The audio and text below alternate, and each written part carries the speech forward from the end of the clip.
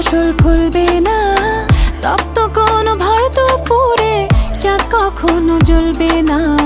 তেমন তোমার জন্য আমার মন কখনো গলবে না, তোমার জন্য আর কখনো আমার মন গলবে না।